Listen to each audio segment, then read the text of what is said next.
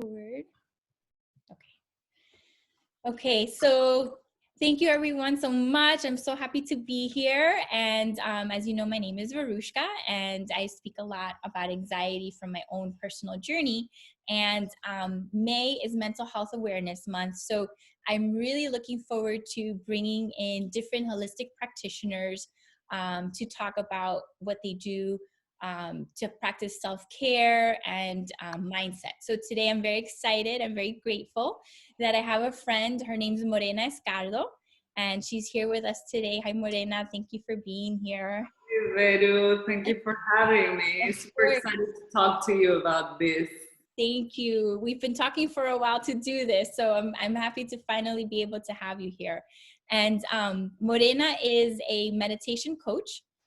She's a spiritual coach and then a meditation and manifestation teacher. And when you hear Morena speak, you will automatically feel grounded and very centered. She has beautiful energy and beautiful light. So thank you. So Morena, I wanted to bring you on because I know we've spoken before. Morena and I met, we worked at IIN and the Institute for Integrative Nutrition, and we both studied nutrition there. And we were speaking, and we've both experienced anxiety in different ways.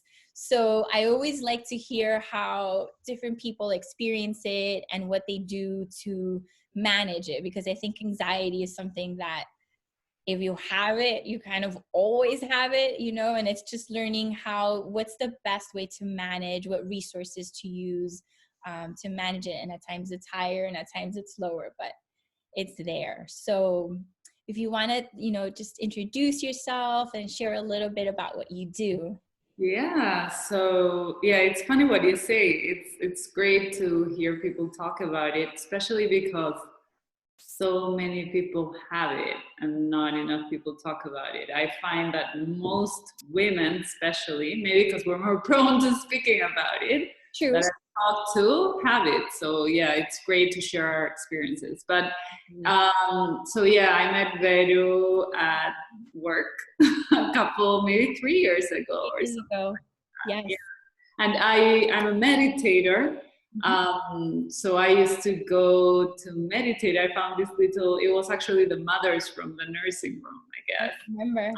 And I used to go meditate during my lunch break or early in the morning before starting the day of work. And I had to pass through Varushka's desk.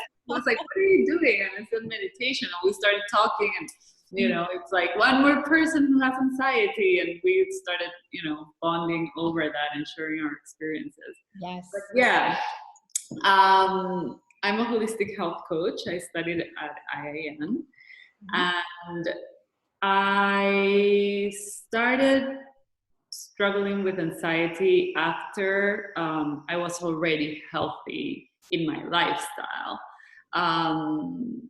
And, you know, it started becoming clear to me that was, you know, just something stronger than whatever else I was doing. Because I have, you know, like the healthiest lifestyle you can think of, and also mentally, like I meditate every day and stuff like that. And still I struggle with anxiety. I'm a meditation teacher, and, you know, I feel I'm very calm a lot of the time, but still I struggle with anxiety. But in my own practice, I started as a health coach, and then I started realizing that not only anxiety, but so many ailments, their root is not physical. It's not the food we eat. Of course, the food is part of the puzzle. It's all integrative, right? It's all holistic and important.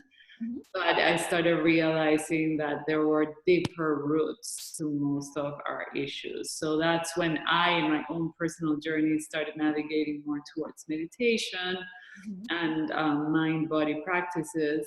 And then I also took my coaching in that direction. I started sharing more about that. Especially, I can share later, but I have like this really kind of like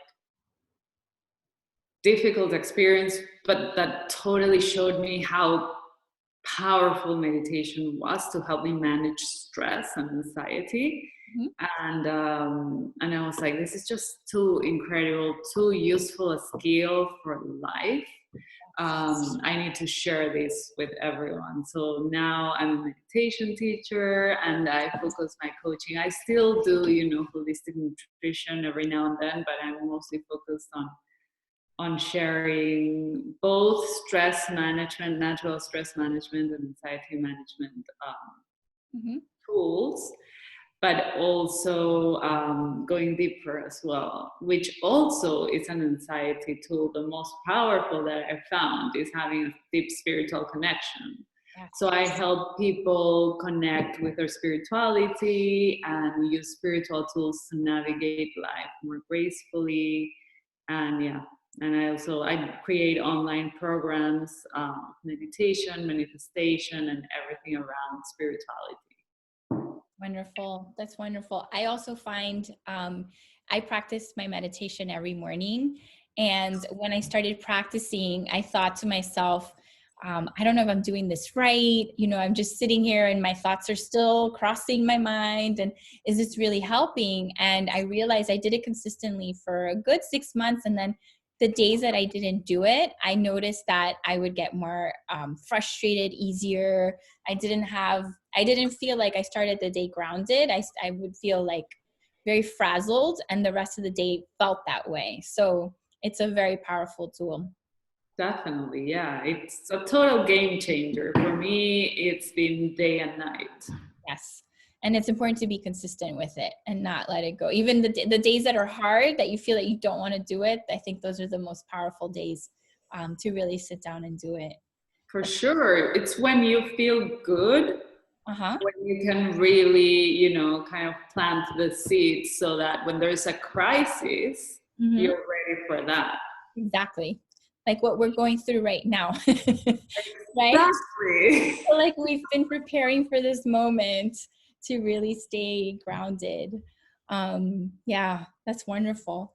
So do you want to share a little bit about like when anxiety started for you? Because you mentioned that you were already living a very healthy lifestyle with your nutrition and your meditation. So is there anything in particular that you realized that triggered it? Yeah, I mean, I was living a healthy lifestyle in the sense that I've been a vegetarian since I'm a kid, and I've been very focused on healthy eating and stuff like that. But definitely, I think I had it since I was a little girl, but I didn't even know it Right. because I used to play the piano. Okay. I started having stage fright, and then my hands would shake so badly Mm-hmm. that I would get super ashamed of people noticing. Mm-hmm. So then the next time I had to play in public, I would start, worrying beforehand that I would get nervous, that my hands would shake, and then I would be even more anxious. Yes. And so, but I was like, oh, it's just a thing with performance. First, just with piano, then, talking in front of the class. Like it started like transpiring to other areas, but it was all performance based. Okay. Um, so yeah, so I think I just didn't give it the importance or focus. And then when I started feeling it more integrated into my life little by little was I still, as I say, I was doing like I was doing yoga and stuff like that, but I was drinking. Mm. And I started noticing that after going out one night and drinking, the next morning I would feel jittery. And I remember one day in particular, I had my first panic attack after having drunk the night before. And then I started, after one panic attack, it's kind of like imprinted in your nervous system, as I'm sure you know, and a lot of people watching this will know. So after that, I started, getting it a little bit more and more, but not full on panic attacks, just like jittery, like nervousness, kind of on the background a little bit, but not so much. The real crucial moment for me, because it's crazy how these things get imprinted in our minds, like we were just discussing before starting this interview. Yes. Yeah, I remember I went to a party It was like a small party with really good friends that I feel very comfortable with. I really like them. They're super mellow, but for some reason, I went to this place, and when I arrived, I got this full-blown anxiety attack. My anxiety is predominantly, it's not just social, but it's predominantly social anxiety. Okay. So I remember walking, and they were all standing there and like, oh, hi, Morena. And in a way, in my brain, it may have brought back like, oh, I'm like, stage because everyone is looking at me or something weird like that. And I started freaking out, and I started shaking and like feeling like, oh my God, they must think I'm a weirdo because I'm so clearly anxious. Right. That was traumatic.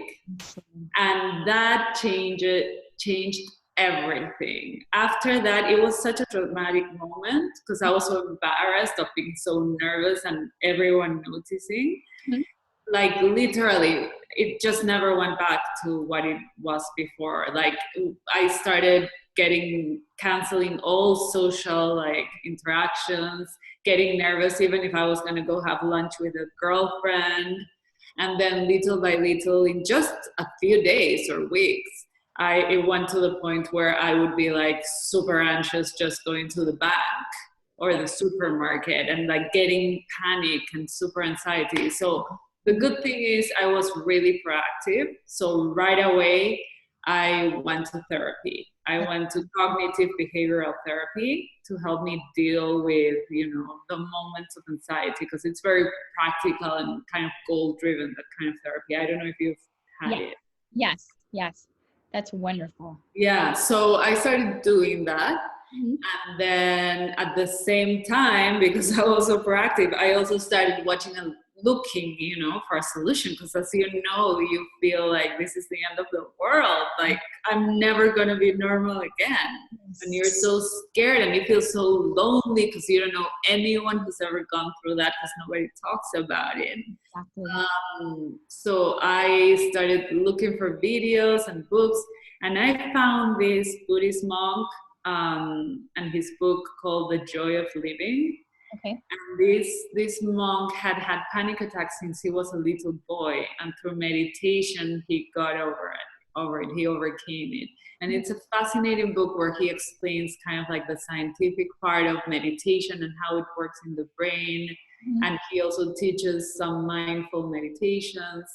And so I started, going to my therapy sessions with my highlighted book, like I learned it, until we got to a point where my therapist was like, it's good because she was really honest. She was like, I think you're on the right track. Just go on your own because you're doing everything. Wonderful.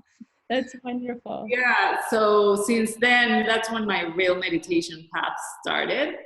But I want to share that this was not the only path, because at the same time, I personally have also, as you, mm-hmm. but differently, I discovered then that I have a physiological issue that causes my anxiety in a way. It's not maybe the cause, but it's kind of predisposes me. Right. So I have this, it's a heart condition that my mom has as well. It's basically a kind of like heart murmur, okay. Called mitral valve prolapse.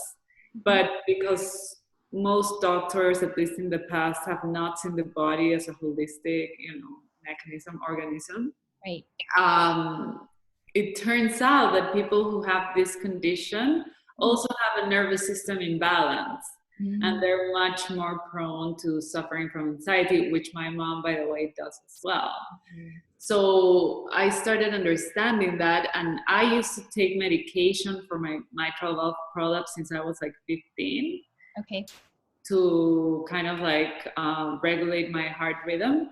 Mm-hmm. And I had stopped for a few months before I had this full panic attack and all this. And I discovered this in therapy, talking to my therapist, and she was like, you know what, maybe you just need to accept, like we were talking before, that some people take diabetes medication or, high blood pressure medication. Maybe you just need this to help you regulate your nervous system.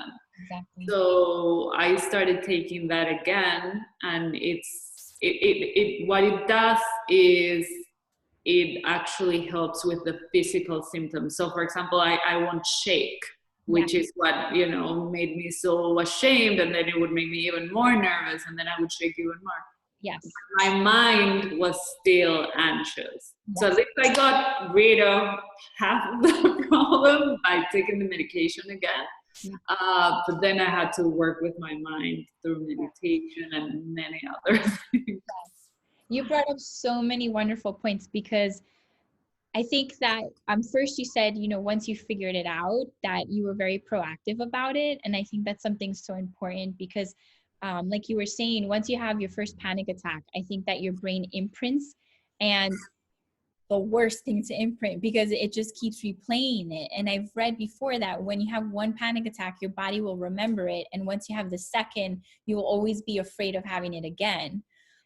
So being proactive, I think, is one of the most important things. But I think it's wonderful that you were able to recognize it so quickly, that that's what you were experiencing.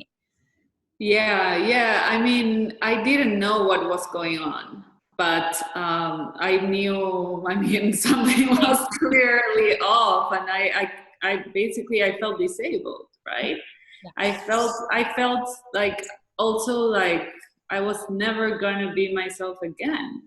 Because it's just, you know, you have felt it. I have felt it when when you're in the middle of the storm. Yes. It's like your whole nervous system has collapsed. Yes. It's So like sheer terror is what you feel. And you feel like in that moment, you've lost all control. You can't come into your body.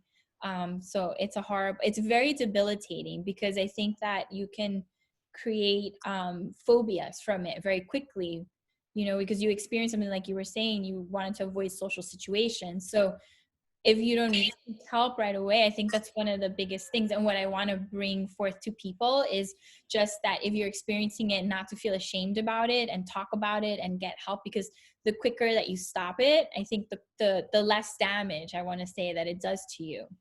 totally, I totally agree. And also the part of sharing it, and you know, looking for support, which I think we need to do so much more work of helping people open up about these things. Because I remember, I don't know if that happened to you, but the first few months, I literally just canceled plans with friends, and I was ashamed of telling them because they would think I'm weird. Yes. Or like crazy.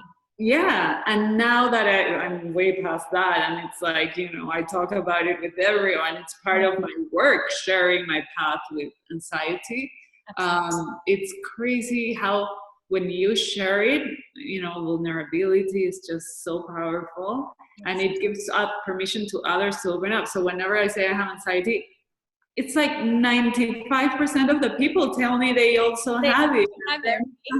Yeah, so the stigma is all in our heads. Yes. And that's my passion, is to like break it, because I also, when I experienced it at first, I didn't recognize it. I didn't know what I was experiencing.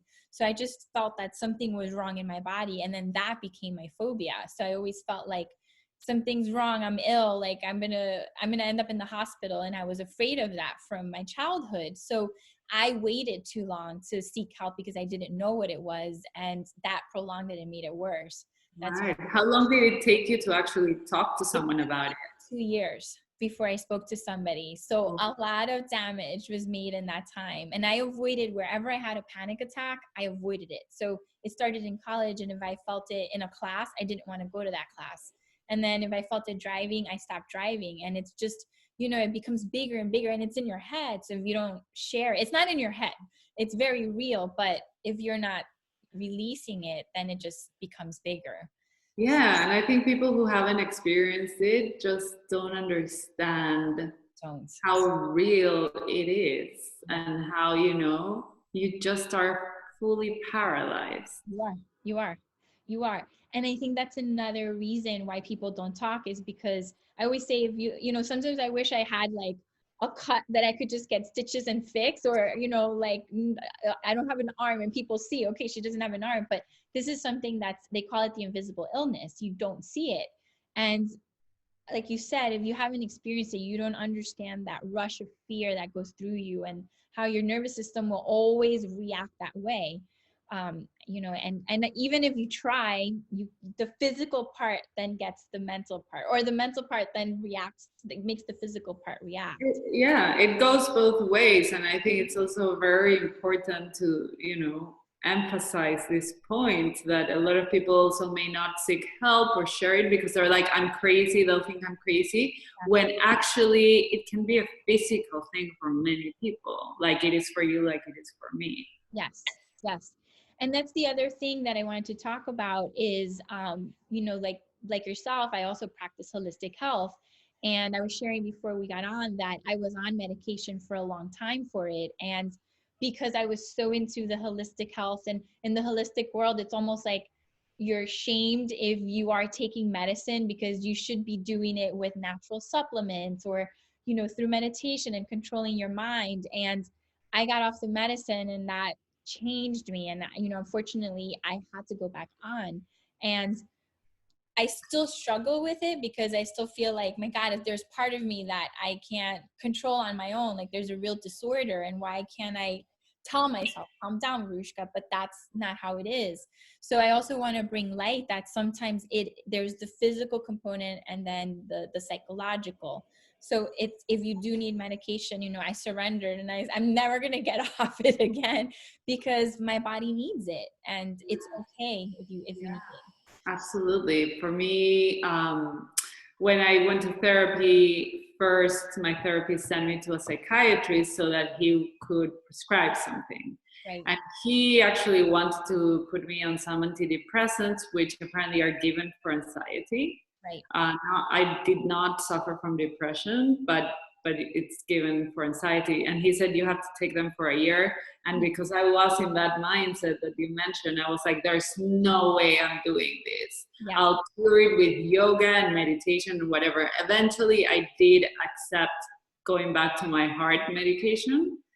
Because I was used to it. And it was like, I almost felt like, oh, that's helping my heart as well, you know, like whatever. Like it didn't feel so bad that I'm, you know, hiding. The way it feels, and maybe for you and from a lot of people, was like, oh, if I take medication, I'm just putting the dust under the carpet. I'm not really dealing with the issue. But what I've learned throughout the years is that sometimes you need that.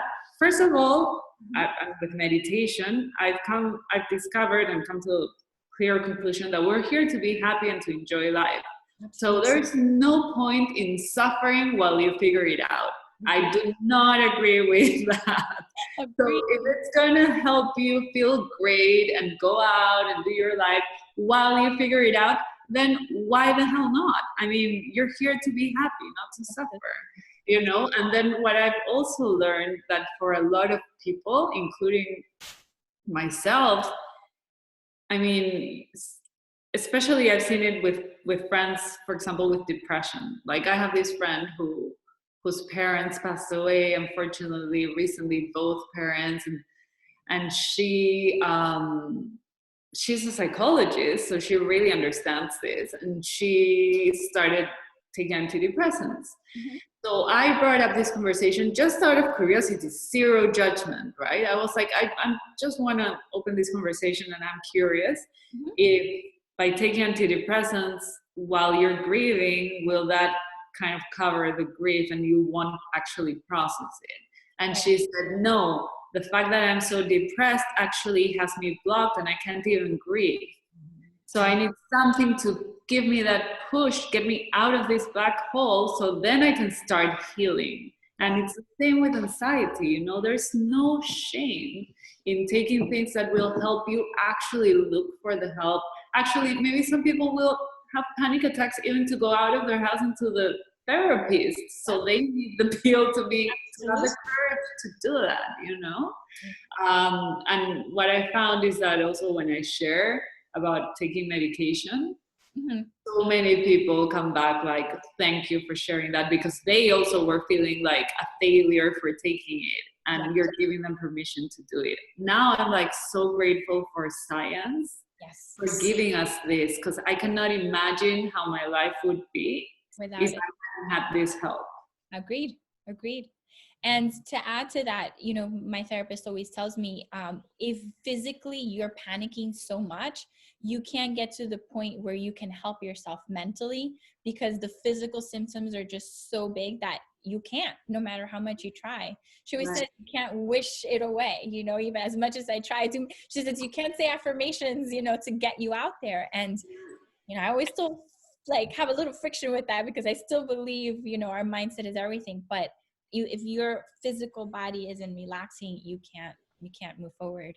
Right. And I also agree that at the end, the mind has the power. Mm-hmm. Absolutely. I mean, I'm a meditation teacher. Nobody believes in the power of meditation more than I do. And in a way, I feel eventually I probably will overcome it. But even if I didn't, that's fine, you know, because we're humans and we're imperfect and we're flawed, and it's all part of the experience. It doesn't have to be all, you know, perfect. That is the journey, is accepting. Yeah. And I also feel that and I always have this conversation, is that some people are more empathetic and you're more sensitive. And I think when we are that way, we feel more and our senses are heightened, and we're more prone, you know, biologically to experience more anxiety, because we experience more feeling. And so that's part of it. Yeah. Like, for example, now with the pandemic, a lot of people, there's a lot of jokes going around about introverts. Yes. I'm sure you've seen them, how now it's our time to shine. I'm an introvert. I think you are as well. So an introvert literally means that we're more sensitive to outward stimulation. That's why we need so much time to unwind when we go through like a big social event, or, you know, loud sound or whatever. And this society has been so out of balance, just catering for extroverts, pushing you to be as extroverted as you can. So it's exhausting for introverts, and we're all part of the human, you know, like makeup. I mean, we're all part of it, and this society has been just giving what extroverts needed, and our needs have not been, you know, well taken care of. So we're more sensitive, and maybe if we lived, you know, in the woods, in a, but living in a city, you know, just living the regular life that most people live, it's just to be expected that we will feel an imbalance and that our nervous system will eventually collapse, to be honest. I agree. It's a beautiful thing. I agree. Yeah. Beautiful. So now that you spoke about pandemic, I think now that you spoke about pandemic, can you hear me okay? A little, but it's a little bit.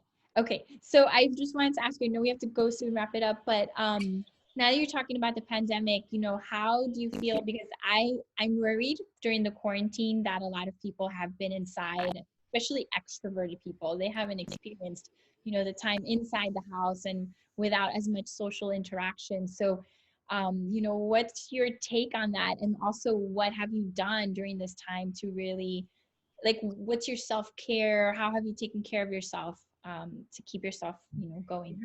Yeah. So for the people who are freaking out and not used to it and going crazy, I mean, yeah, it's going to be tough because you're not used to it, but it is actually a great opportunity to balance things out. As I said, we've all been so focused on doing, you know, just overly busy, and we need a balance in everything. So even though it may, you know, be painful at first, I think most people hopefully will reach to the point where they actually see that it's a more balanced. They will be able, once the quarantine is over, to appreciate both and live a little bit more of a balanced life, is my hope. And it's what I think will happen to a lot of people. My self-care, well, I meditate twice a day, as you know. It's like my number one priority in life.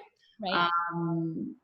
And, you know, I just recently heard a podcast by this meditation teacher, and I thought it was really important, so I'd like to share it. And he said, because I don't know how the process has been for you, but in my experience, for over a month, like most of March and big part of April, like the first few days of April, I felt so kind of paralyzed. Like I didn't do much. I work from home and in my own business, and I would just, wake up and go with my laptop to the living room and then just stare at the computer and not do anything, and then would give up and just like watch Netflix or whatever. But because I'm a meditator and I try to live mindfully, and I know nothing is a mistake and everything is good and I can embrace it all just as it is. I accepted that, and I felt that's probably what I need to experience right now. That's probably my way to process this situation, and it's okay. So I gave myself the space for that. But I really like listening to these podcasts because I kind of understood it better. And this teacher said how our nervous system needs all time to adapt, and this is going to be a long thing. Yes. Many people are hopeful that, it's going to be over in a month. It's not, guys. This is going to take a long time. It's going to be a marathon, not a sprint. Yes. So when you start a marathon, you don't start at full speed. You need to start slowly and slowly adapt so that you're kind of resilient and ready and strong for the long haul. So I feel, it's okay to not do anything or to do things more slowly or to be less productive. It's fine. Like, I think that is part of our self-care right now, to process this in any way we need to process it. And this teacher also mentioned something that I thought was really interesting, that we could even take the further step of mindfully, consciously trying to do some things slower than usual. So even like cooking slower or brushing our teeth slower, because what he said is that the slower we move and live, when there's like this big trauma, like what's going on right now, right, the slower it can impact our nervous system. So the trauma will be less if we are mindfully slow in our own lives. So I think, just even doing like a little ritual of just slowing down in the middle of the afternoon and having a cup of tea or something like that is going to be great self-care for the long run, because I feel a lot of people are going to go through post-traumatic stress after this is over and things like that. And if we take these self-care steps right now, this is going to be much easier for the people who do that. Later. I agree with you. I agree. I think we felt a lot of pressure at first to, this is your time to be productive and start your side business. And, and I, especially through social media. Read and learn an instrument. Exactly. Exercise at home. And it's like, no, maybe you need that break from life, period, to just reset. Yeah. Process. It's a big shock that we're not used to. It's a complete shift in life. So life will never be the same, and the way to process it, everyone is different. I know people who have been super productive but not out of pressure, just that's their way, and that's fine too. Right. But for sensitive people especially, I think it's like great to just be slow and not feel guilty about it, and life it's not going to be the same. Exactly. So take this time to savor the process in a way. Exactly. And be ready. I agree.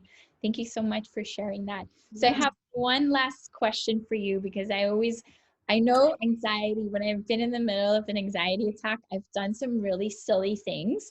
So some crazy things, like left the car in the middle of the street and like taken an Uber home. So I wanted to know if you have any experiences like that you'd like to share. Oh my God, I have so many. I've done so many of the, like being on my way to see someone and then I'm freaking out, so I cancel like 5 minutes before or on the time and make up an excuse. Yes. I've also because as I said, my anxiety is very social. If I thought I saw someone that makes me uncomfortable while I'm already feeling anxious, I would like totally take another way and like totally go out of my way and walk like 20 or half an hour more, just to avoid that person. I think maybe the craziest one or biggest one I've done, and this was before I actually got my full-blown panic attacks, but as I said, my anxiety was performance-based in the past. So I did my master's in literature in Barcelona, and I had to, everyone as part of the master's had to write a dissertation and then present it in front of a jury. I mean, the teachers, right? Right. I could not do it. I literally counted the days of my calendar for like 3 months, like suffering every day. And as the days go closer, I was like, I just can't. Right. So I made this like super elaborate lie. I wrote into the teachers and made up that there had been a family emergency and I had to travel to Peru for the family emergency, and then I didn't have enough money to buy my return ticket. Okay, and for some like reason, it was a miracle. They believed me. They didn't ask for like the tickets to show if it was true, and they were like, okay, we can do it via conference call. It will be our exception. We never do this. So that was great. I was like, thank God, but I was still nervous of doing it via conference call. And then this was a miracle. Then they were like, you know what? Just don't worry about it. And I was the only person in the whole class in the Masters of Literature that didn't have to present her dissertation. So I was saved by the universe, but I mean, it was pretty crazy. I just want to tell you, you make me feel so normal. Because you are. Just sharing and talking, like it just, and I really hope that people will really take that from our conversation, is that we're so normal and this happens to everybody. I've done so many things like that, and then I feel silly or ashamed, and you know, it's just what anxiety makes you do. So exactly, it's, you know, we're all doing the best we can at any given point. So even if it looks crazy, it's the best you can do then. So that's, you know, it's fine. Absolutely. I'm learning to be forgiving with myself and to give myself grace, because it is what it is, right? And also to have humor, right? Because it's like, now I laugh about those things. It's like, even when I'm like feeling anxious, sometimes I'm like, oh my God, like I'm like, this is nuts, but you know, it's kind of funny in a way. It's life. It is life. It is. Well, I want to thank you so much for talking to me, and I want to share how can people follow you? Do you have some programs and meditation programs that you have right now? So yeah, can reach out. So I'm pretty active on Instagram, and they can find me as Morena Escardo.